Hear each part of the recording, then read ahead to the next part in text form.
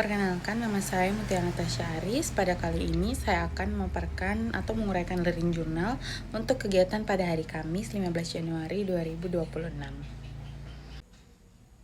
Pada hari ini kami membahas tentang analisis tokoh dari penerapan berakhlak dan ada 5 tokoh yang dianalisis. Tetapi tokoh-tokoh ini terdiri dari berbagai macam profesi.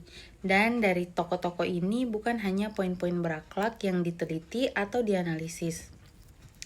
Sejauh kami membahas tadi, kami mendapati bahwa dalam setiap poin-poin berakhlak yang diterapkan oleh masing-masing tokoh, selain itu kami juga mendapati bahwa ketika kita memegang kepercayaan sebagai ASN, maka orientasi kita tetap harus pada menjadi pelayan kebijakan publik.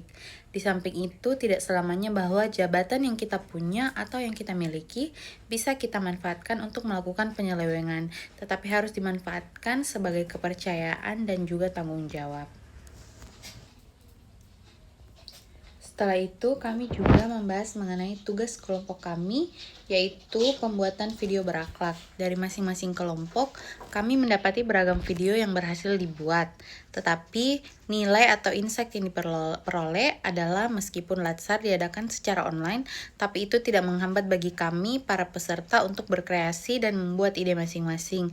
Di samping itu, dari pembuatan video berakhlak ini menumbuhkan rasa lebih tinggi atau rasa lebih besar lagi untuk menerapkan core value dari berakhlak di dalam penerapan kehidupan sehari-hari kami sebagai ASN. Setelah itu, kami diberikan tugas untuk membuat kamus berakhlak serta mendalami 5 subjek di dalam instansi kami yang dapat dibedah penerapan atau pelanggaran berakhlaknya berdasarkan faktual. Dan juga kamus berakhlak tadi disertai dengan aktualisasi di tempat kerja masing-masing. Demikianlah paparan saya mengenai tugas dan materi yang dibahas pada hari ini. Sekian dan terima kasih.